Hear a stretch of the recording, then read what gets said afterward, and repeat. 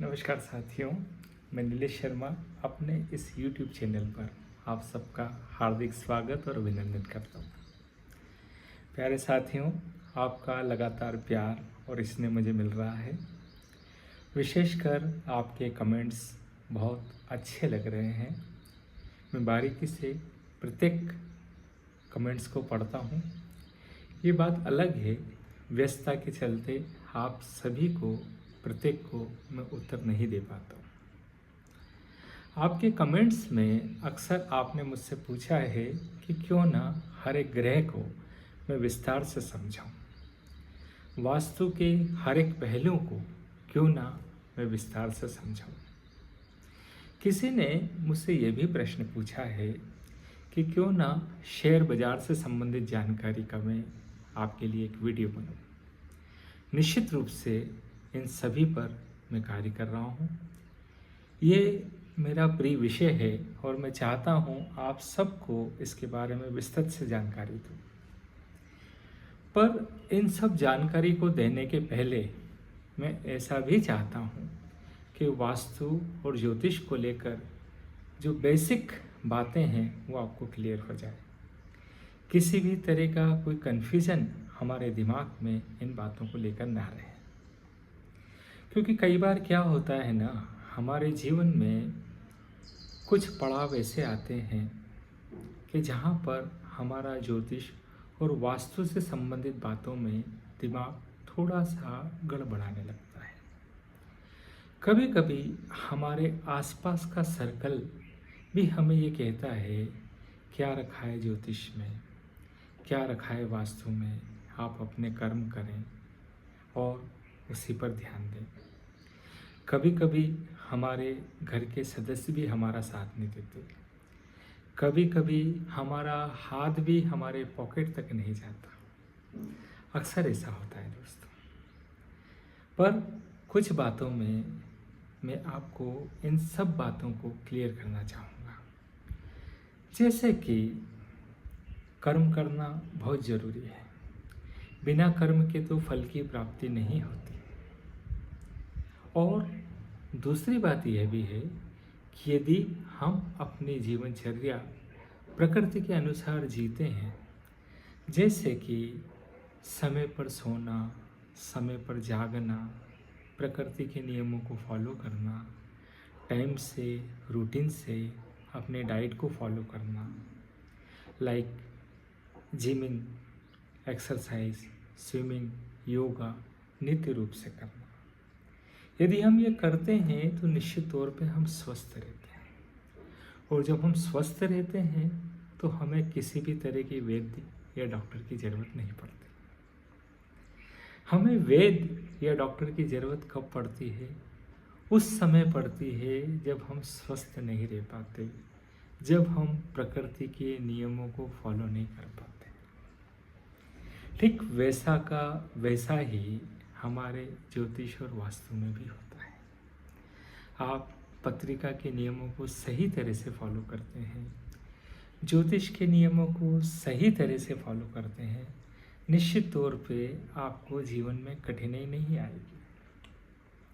लेकिन कई बार क्या होता है, जीवन में ऐसे पड़ाव आते हैं कि कई बार हम कर्म कर रहे हैं, अच्छे से मेहनत कर रहे हैं, लेकिन वैसे फलों की प्राप्ति नहीं हो पाती जैसे कि हमें होना चाहिए।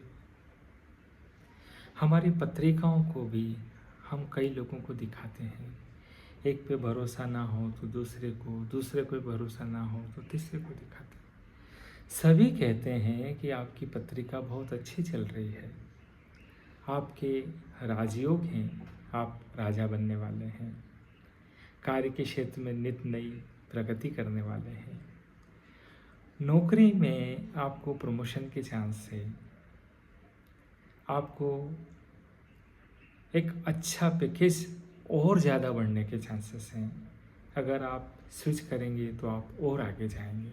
इस तरह के नाना प्रकार की बातें। लेकिन वास्तविकता में हम देखते हैं कि ना मेरी नौकरी में तरक्की हो रही है, ना मेरे अन्य कार्यों में तरक्की हो रही है। मैं व्यापार तो बहुत अच्छा कर रहा हूँ, लेकिन लगातार व्यापार में मेरा पैसा उलझते जा रहा है। मेरी सेल बहुत अच्छी है, मेरी परचेस बहुत अच्छी है, लेकिन मेरे सेविंग का रेशो कम होते जा रहा है, मेरे ऊपर कर्ज बढ़ता जा रहा है।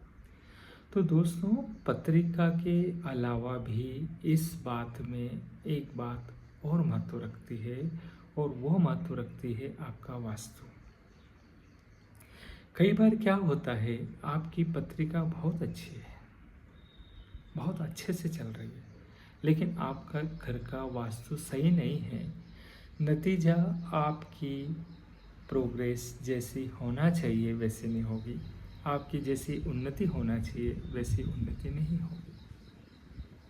अब यहाँ पर प्रश्न आता है कि कुछ लोग आपको ऐसा भी कहेंगे, अरे आप क्यों चक्कर में पड़े हो, क्या रखा है वास्तु में, वास्तु क्या होता है, पुराने लोग भी तो जीते थे, पुराना पहले कौन सा वास्तु था, कौन सा हम लोग वास्तु मानते थे। तो दोस्तों, वास्तु को समझाने के पहले एक बात मैं आपको और क्लियर करना चाहूँगा। पहले अक्सर क्या होता था, personal bedroom, personal attached bath, इसका कंसेप्ट नहीं था। अगर था तो बहुत कम लोग या गिनती के उंगली पे गिनने वाले लोग रहे होंगे जिनके पृथक पृथक शयन कक्ष होते थे, पृथक पृथक लेट बात होते थे। पुराने ज़माने में अक्सर पानी का स्थान अलग होता था, रसोई का स्थान अलग होता था, लगभग एक ही लिविंग रूम होता था, वही ड्राइंग रूम होता था, और शौचालय घर से दूर जाकर बनाया करते थे। उसमें ड्रेनेज लाइन और वाटर लाइन का तो कंसेप्ट ही नहीं था, या यूँ कहें एक ही लाइन होती ही नहीं थी। चैलेंज कहाँ होता है, हमारी वर्तमान जीवन शैली, वर्तमान भागदौड़ भरी जिंदगी। हमें एक छत के नीचे मास्टर बेडरूम चाहिए, ड्राइंग रूम चाहिए, अटैच लेट बाथ चाहिए, किचन भी चाहिए, और उसके अंदर ड्रेनेज और वाटर लाइन एक ही अक्सर होती है, क्योंकि अलग अलग दे नहीं सकते आप, क्योंकि बाहर जाकर लाइन एक ही जा रही है। तो वहीं आपका वेस्टेज पानी, वहीं आपका ड्रेनेज का पानी, जिसमें अन्न और मल एक साथ मिलकर जा रहा है। तो यहाँ वास्तु के चैलेंज शुरू होते हैं, और यदि इस जीवन शैली के अंतर्गत हमारे वास्तु में कुछ डिस्टर्बेंस आता है, तो वो हमारी पत्रिका को भी उतना ही इफ़ेक्ट करता है जितने की पत्रिका सही चलने के बावजूद भी हमारे तरक्की नहीं हो पाती। तो मैं यह बताना चाहूँगा कि हमें पत्रिका के माध्यम से अगर तरक्की नहीं मिल रही है, तो हमें अपने वास्तु पर गौर करना चाहिए। यदि वास्तु हमारा गड़बड़ है और यदि हम उसको सही करते हैं, निश्चित तौर पे हमें अपने काम में सफलता मिलेगी। एक उदाहरण देना चाहूँगा। अक्सर काम के सिलसिले में कई घरों पर मेरा जाना होता है। मैं पाता हूँ कि उनकी पत्रिका बहुत अच्छी है, उनकी पत्रिका में काफ़ी तरक्की के योग हैं, लेकिन उनके घर का वास्तु उतना अच्छा नहीं है। उनके घर के वास्तु में नाना प्रकार की समस्याएं हैं। तो जब मैं उसको रिलेट करता हूँ कि उनका एज ए एग्ज़ाम्पल कि साउथ वेस्ट सही नहीं है, या साउथ वेस्ट में कोई खड्डा है, बोरिंग है, कुआं है, महसूस करता हूँ उनकी पत्रिका अच्छी होने के बावजूद उनको व्यापार में परेशानी आती है, उनके पास सेविंग्स को लेकर तकलीफ आती है, पैसा उलझते जाता है। तो इसका कारण उनकी पत्रिका नहीं, इसका कारण उनके घर का बिगड़ा हुआ वास्तु है। ठीक वैसे के वैसे ही कई बार घर का वास्तु बहुत अच्छा है, घर की सारी चीज़ें व्यवस्थित और सुचारू रूप से बनी हुई है, लेकिन उनकी तरक्की नहीं हो रही है। तो मैंने अपने कार्यकाल के दौरान ये पाया, जब उनकी हम पत्रिका देखते हैं तो तो वास्तव में उनकी पत्रिका की पोजीशन गड़बड़ है। एक उदाहरण दूंगा कि जब राहु और केतु के बीच में सारे ग्रह आ जाते हैं, जिसे ज्योतिष की भाषा में कालसर्प दोष कहा जाता है। अक्सर जब राहु और केतु के बीच में सारे ग्रह आ जाते हैं तो आप मेहनत कर कर के थक जाते हैं। आप 100% मेहनत करते हैं, लेकिन आपको रिजल्ट 10%, 20% मिलते हैं।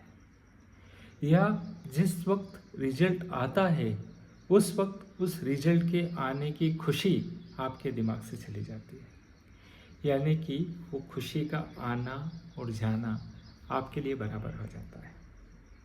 तो इतनी मेहनत करने के बावजूद 100 रुपये के काम के लिए 2000 रुपये लगाने के बावजूद मुझे वो 100 रुपये की खुशी नहीं मिलती है तो दिल टूट जाता है। तो यहाँ पर इस उदाहरण के द्वारा मेरा आपको समझाने का तात्पर्य है कि यहाँ पे पत्रिका भी उतना ही महत्व रखती है। और मैं वापस से पुनः शुरू वाली बात पे आना चाहूँगा कि जैसा मैंने बताया कि कर्म के सिद्धांत भी उतने ही हमारे साथ लागू होते हैं। जो हमें ऐसा कहते हैं कि कर्म करो, निश्चित रूप से हमें कर्म करना चाहिए। बिना कर्म के फलों की प्राप्ति नहीं होती। पुनः इस बात को मैं दोहरा रहा हूँ आपके साथ, माफ कीजिए। पर यदि अगर कर्म को सही दिशा मिल जाए, किसी सहारा लेने से हम सही गंतव्य पे, सही लक्ष्य पर यदि तुरंत पहुंच पाते हैं तो हर्ज क्या है दोस्तों। जैसे कि एक उदाहरण दूंगा कि आप किसी जगह पर जाना चाहते हैं। अगर उस जगह का जानकार, उस जगह का सलाहकार आपके साथ जाता है और आप उसकी सलाह से जाते हैं तो निश्चित रूप से बिना किसी से पूछे, बिना किसी गूगल मैप की सलाह के आप उस स्थान पर इजी पहुंच जाते हैं। वहीं यदि जगह अनजान हो, रास्ता अनजान हो, किलोमीटर का भी ज्ञान ना हो तो आप चलेंगे तो आप रास्ता भटक सकते हैं। आपकी मेहनत व्यर्थ जा सकती है। इसलिए वास्तु का, ज्योतिष का हमारे जीवन में उतना ही गहरा महत्व है। कई लोग उदाहरण देते हैं कि पुराने काल में पत्रिकाएं कहाँ होती थी, उस समय भी तो लोग नाम के हिसाब से चलते थे। तो दोस्तों, आपको याद दिलाना चाहूँगा, पहले के लोग जब भी बच्चे का जन्म होता था तुरंत किसी विद्वान के पास, किसी मंदिर में, किसी जानकार के पास सलाह लेकर जाते थे।